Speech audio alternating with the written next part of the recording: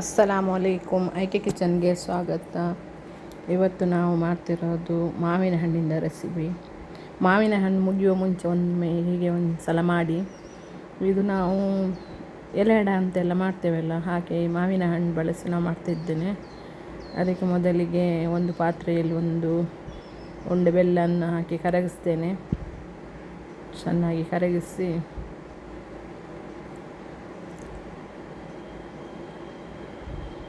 ಅದೆಲ್ಲ ಬೆಲ್ಲ ಕರಗಿದ ಮೇಲೆ ಅದಕ್ಕೆ ನಾನು 2 ಕಪ್ ತೆಂಗಿನ ತುರಿ ಹಾಕ್ತೇನೆ. ತೆಂಗಿನ ತುರಿ ಹಾಕಿ ಚೆನ್ನಾಗಿ ಮಿಕ್ಸ್ ಮಾಡ್ತೇನೆ. ನೀವು ಅದಕ್ಕೆ ಬೇರೆ ಏನಾದರೂ ಹಾಕ್ಬೋದು ಫಿಲ್ಲಿಂಗು. ನಾನು ಕಾಯಿ ಮತ್ತು ಬೆಲ್ಲ ಮಾತ್ರ ಹಾಕ್ತೇನೆ. ಅದಕ್ಕೆ ಪರಿಮಳಕ್ಕೆ ಒಂದು ಏಲಕ್ಕಿ ಪುಡಿ ಹಾಕ್ತೇನೆ. 2-3 ಏಲಕ್ಕಿಯನ್ನು ಗುದ್ದಿ ಅದರ ಪುಡಿ ಹಾಕಿದ್ದೇನೆ.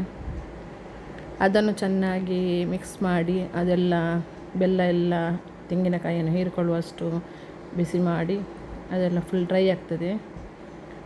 ಅಷ್ಟು ತನಕ ನಾವು ಒಲೆಯಲ್ಲಿ ಇಟ್ಟು ಅದನ್ನು ಮಿಕ್ಸ್ ಮಾಡುವ. ಈಗ ರೆಡಿಯಾಗಿದೆ. ಇದನ್ನು ನಾನು ಇಳಿಸ್ತೇನೆ. ಈಗ ನಾನು 2 ಮಾವಿನ ಹಣ್ಣನ್ನು ತೆಗೆದುಕೊಂಡಿದ್ದೇನೆ. ಅದನ್ನು ಕಟ್ ಮಾಡಿ ಅದರ ಒಳಗಿನ ತಿರುಳನ್ನು ಮಿಕ್ಸಿ ಜಾರಿಗೆ ಹಾಕ್ತೇನೆ. ಮಿಕ್ಸಿ ಜಾರಿಗೆ ಹಾಕಿ ಅದನ್ನು ಚೆನ್ನಾಗಿ ರುಬ್ಬಿಕೊಳ್ತೇನೆ.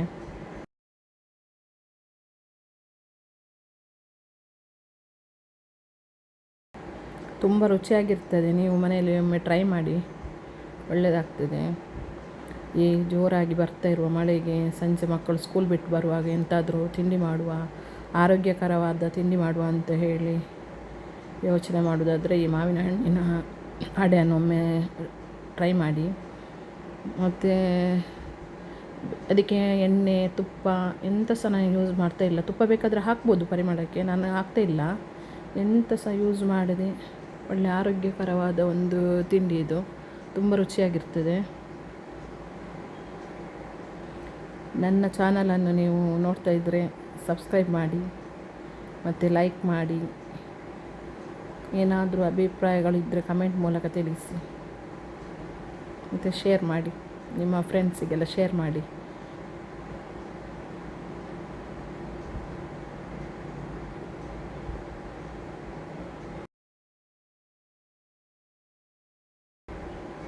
ಈಗ ಮಾವಿನ ಹಣ್ಣನ್ನು ರುಬ್ಬಿಕೊಂಡು ಬರ್ತೇನೆ. ಈಗ ನೋಡಿ ರುಬ್ಬಿದೆ, ಚೆನ್ನಾಗಿ ರುಬ್ಬಿದ್ದೇನೆ. ಅದಕ್ಕೆ ನಾನು ಒಂದು 2-3 ಕಪ್ ಅಕ್ಕಿ ಹಿಟ್ಟನ್ನು, ಪತ್ತಿರಿ ಹಿಟ್ಟು ಹೇಳ್ತೀವಲ್ಲ, ರೊಟ್ಟಿ ಮಾಡ್ತೀವಲ್ಲ, ರೊಟ್ಟಿ ಮಾಡ್ತೇವೆ ಆ ಹಿಟ್ಟು, ಅದಕ್ಕೆ ರುಚಿಗೆ ತಕ್ಕಷ್ಟು ಉಪ್ಪು ಹಾಕ್ತೇನೆ. ಈಗ ಬೇಕಾದರೆ ತುಪ್ಪ ಹಾಕ್ಬೋದು. ಈ ಹಿಟ್ಟು ಮಿಕ್ಸ್ ಮಾಡುವಾಗ 1 ಸ್ಪೂನ್ ಹೇಗೆ ತುಪ್ಪ ಹಾಕ್ಬೋದು. ನಾನು ಹಾಕ್ತಾಯಿಲ್ಲ. ಇದಕ್ಕೆ ಈ ಮಾವಿನ ಹಣ್ಣಿನ ಮಿಶ್ರಣವನ್ನು ಬೆರೆಸ್ತೇನೆ. ಅದು ಮತ್ತು ಇದು ಮಾಡಿದ್ದೇನಲ್ಲ ಸ್ಟಫಿಂಗ್, ಅದಕ್ಕೆ ಸಹ ತುಪ್ಪ ಹಾಕೋದಾದರೆ ಹಾಕ್ಬೋದು, ಡ್ರೈ ಫ್ರೂಟ್ಸ್ ಹಾಕ್ಬೋದು, ಯಾವುದು ಬೇಕಾದರೂ ಹಾಕ್ಬೋದು. ನಾನು ಹೀಗೆ ಸಿಂಪಲ್ಲಾಗಿ ಮಾಡಿದ್ದೇನೆ, ಏನು ಬೇಡ ಅಂತ ಹೇಳಿ. ಇದರ ರುಚಿನ ಒಳ್ಳೆಯದಿರ್ತದೆ. ಈಗ ಚೆನ್ನಾಗಿ ಹಿಟ್ಟನ್ನು ಒಂದು ರೊಟ್ಟಿಯ ಹದಕ್ಕೆ, ನಾವು ಹಿಟ್ಟು ಮಾಡ್ತೇವಲ್ಲ ರೊಟ್ಟಿ ಮಾಡುವಾಗ, ಅಷ್ಟು ನಾವು ಮಿಕ್ಸ್ ಮಾಡಬೇಕು ಚೆನ್ನಾಗಿ. ತುಂಬ ತೆಳು ಸಹ ಅಲ್ಲ, ತುಂಬ ದಪ್ಪ ಸಹ ಮಾಡಬಾರ್ದು. ಚೆನ್ನಾಗಿ ನಮಗೆ ಅದು ತಟ್ಟಿಕೊಳ್ಳುವ ಹಾಗೆ, ತೆಳುವಾಗಿ ನಾವು ತಟ್ಟಿಕೊಳ್ಳುವ ಹಾಗೆ ಅಷ್ಟು ಮಾಡಬೇಕು. ನೀರು ಎಷ್ಟು ಬೇಕು ಅಷ್ಟು ನೋಡಿಕೊಂಡು ಹಾಕಿ. ಅಷ್ಟಿಷ್ಟು ಅಂತ ಹೇಳೋದಿಲ್ಲ, ಯಾಕೆಂತ ಹೇಳಿದ್ರೆ ಒಂದೊಂದು ಹಿಟ್ಟು ಒಂದೊಂದು ರೀತಿ ಇರ್ತದೆ. ಒಂದು ಹಿಟ್ಟು ಸ್ವಲ್ಪ ನೀರನ್ನು ತಗೊಳ್ತದೆ, ಕೆಲವು ಹಿಟ್ಟು ಒಂದೊಂದು ರೀತಿ ತಗೊಳ್ತದೆ, ಸ್ವಲ್ಪ ಹಿಟ್ಟು ಜಾಸ್ತಿ ತಗೊಳ್ತದೆ. ಈಗ ನಾನು ಮತ್ತೆ ಮೆಜರ್ಮೆಂಟ್ ಹೇಳಿದರೆ ನಿಮಗೆ ಹೆಚ್ಚು ಕಡಿಮೆ ಆಗ್ತದೆ. ಇಲ್ಲಿ ನೋಡಿ, ಈಗ ಮಳೆ ಬರ್ತಾ ಉಂಟು. ನಾನು ಬಾಳೆ ಎಲೆ ತಗೊಳ್ಳೋಣ ಅಂತೇಳಿ ಬಂದೆ. ಬಾಳೆ ಎಲೆ ತಗೊಂಡು ಬಂದು ನಾನು ಚೆನ್ನಾಗಿ ತೊಳೆದು ಅದನ್ನು ಸ್ವಲ್ಪ ಬಿಸಿ ಮಾಡಬೇಕು. ಬಿಸಿ ಮಾಡದಿದ್ದರೆ ಅಂದರೆ ಮಾಡದೇನೂ ಇರ್ಬೋದು. ಬಿಸಿ ಮಾಡಿದರೆ ನನಗೆ ಈಸಿ ಆಗ್ತದೆ. ಯಾಕೆಂತ ಹೇಳಿದರೆ ಅದು ಕಟ್ಟಾಗೋದಿಲ್ಲ. ನಾವು ಕಟ್ ಮಾಡುವಾಗ ನಮಗೆ ಹೇಗೆ ಬೇಕಾ ಹಾಗೆ ಶೇಪಲ್ಲಿ ಕಟ್ ಮಾಡ್ಬೋದು. ಹಾಗಾಗಿ ಸ್ವಲ್ಪ ಬಿಸಿ ಮಾಡಬೇಕು ಗ್ಯಾಸಲ್ಲಿ ಇಟ್ಟು. ಬಿಸಿ ಮಾಡಿ ಕಟ್ ಮಾಡಿದರೆ ನಮಗೆ ಚೆನ್ನಾಗಿ ಕಟ್ ಮಾಡಲಿಕ್ಕೆಲ್ಲ ಬರ್ತದೆ. ಹಾಗೆ ಬಾಡಿಸ್ಬೇಕಂತ ಹೇಳ್ತಲ್ಲ, ಹಾಗೆ ಬಾಡಿಸೋದು. ಒಮ್ಮೆ ತೊಳೆದಿದ್ದೇನೆ, ಮತ್ತು ಈಗ ಬಾಡಿಸಿ ಮತ್ತು ಕಟ್ ಮಾಡಿದ ಮೇಲೆ ಬೇಕಾದರೆ ತೊಳಿಬೋದು. ತೊಳೆದು ಮತ್ತು ನಾವು ತಿಂಡಿ ರೆಡಿ ಮಾಡ್ಬೋದು. ಈಗ ಎಲ್ಲ ಬಾಳೆ ಎಲೆಯನ್ನು ನಾನು ಬಾಡಿಸ್ತೇನೆ. ಮಳೆ ಜೋರಾಗಿ ಬರ್ತಾ ಉಂಟು ಹೊರಗೆ. ಹೀಗೆ ನಾವು ಹಿಟ್ಟನ್ನು ಒಂದು ಲಿಂಬೆ ಗಾತ್ರದಷ್ಟು, ಒಂದು ನೀವು ಎಷ್ಟು ದಪ್ಪ ಬಾಳೆ ಎಲೆ ತೆಗಿತೀರ ಅಷ್ಟು, ನಾನು ಸ್ವಲ್ಪ ಒಂದು ದೊಡ್ಡ ಲಿಂಬೆ ಹಣ್ಣಿನ ಅಷ್ಟು ಗಾತ್ರದ ತೆಗೆದಿದ್ದೇನೆ. ತೆಗೆದು ಒಳ್ಳೆ ನಯಸ್ಸಾಗಿ ಇದು ಮಾಡಬೇಕು, ಲಟ್ಟಿಸೋದಲ್ಲ, ಹಾಗೆ ಅದು ಬಾಳೆ ಎಲೆಗೆ ಇದು ಮಾಡಬೇಕು ತೆಳುವಾಗಿ. ಬೇಕಾದರೆ ನಾವು ಇದು ಪತ್ತಿರಿ ಮಾಡುವ ಮಿಷನಲ್ಲಿ ಸಹ ಮಾಡ್ಬೋದು.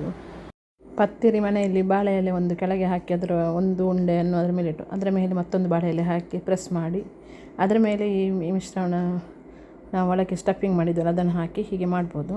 ಹೀಗೆ ನಾನು ಮಾಡಿದೆ ನೋಡಿ, ಹೀಗೆ ಕೈಯಲ್ಲಿ ಮಾಡಿದ್ದು ನಾನೆಲ್ಲ ಕೈಯಲ್ಲೇ ಮಾಡ್ತೇನೆ. ಹಾಗೆ ಸಹ ಮಾಡ್ಬೋದು ನಿಮಗೆ ಈಸಿ ಆಗೋದಾದರೆ. ಇದನ್ನೆಲ್ಲ ನಾನು ಒಟ್ಟಿಗೆಲ್ಲ ಮಾಡಿ ಮತ್ತೆ ತೋರಿಸ್ತೇನೆ. ತುಂಬ ರುಚಿಯಾಗಿರ್ತದೆ, ಮಾವಿನ ಹಣ್ಣಿನ ಪರಿಮಳ ಬರ್ತಾ ಇರ್ತದೆ, ಮತ್ತು ಇದು ಒಳಗೆ ಸ್ವೀಟ್ ಇದೆ.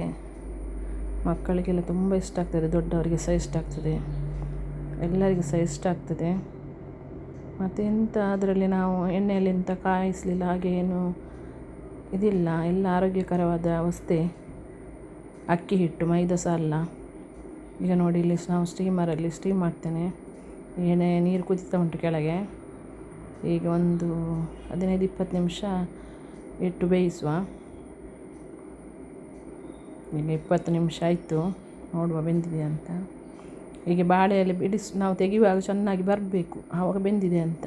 ಈಗ ಚೆನ್ನಾಗಿ ಬಂದಿದೆ ನೋಡಿ, ಇದು ಬೆಂದಿದೆ ನೋಡಿ ಎಷ್ಟು ಚೆನ್ನಾಗಿದೆ ಅಂತ. ನೋಡಿ ಹೇಗೆ ಕಾಣ್ತಾ ಉಂಟು ಅಂತೇಳಿ, ತುಂಬ ಚೆಂದ ಕಾಣ್ತಾ ಉಂಟಲ್ಲ, ತುಂಬ ರುಚಿಯಾಗಿರ್ತದೆ. ನೀವು ಒಂದು ಸಲ ಮನೆಯಲ್ಲಿ ಮಾಡಿ ಹೇಗಾಗಿದೆ ಅಂತೇಳಿ ನನಗೆ ಅಭಿಪ್ರಾಯವನ್ನು ಕಮೆಂಟ್ ಮೂಲಕ ತಿಳಿಸಿ. ಜಾಸ್ತಿ ಎಂಥ ಸಹ ಇಂಗ್ರೀಡಿಯೆಂಟ್ಸ್ ಇಲ್ಲ, ಅಕ್ಕಿ ಹಿಟ್ಟು, ಬೆಲ್ಲ, ಕಾಯಿ ಇದ್ದರೆ ಆಯಿತು, ಮಾವಿನ ಹಣ್ಣು ಒಂದಿದ್ರೆ ಆಯಿತು, ರೆಡಿ ಆಗ್ತದೆ. 4 ವಸ್ತು, ಜಾಸ್ತಿ ಎಂಥ ಸಹ ಇಲ್ಲ ಅದರಲ್ಲಿ. ನೀವು ಇದನ್ನು ಒಮ್ಮೆ ಟ್ರೈ ಮಾಡಿ. ನನ್ನ ವಿಡಿಯೋ ನೋಡಿದ್ದಕ್ಕೆ ಧನ್ಯವಾದಗಳು. ಅಸ್ಸಲಾಮು ಅಲೈಕುಂ.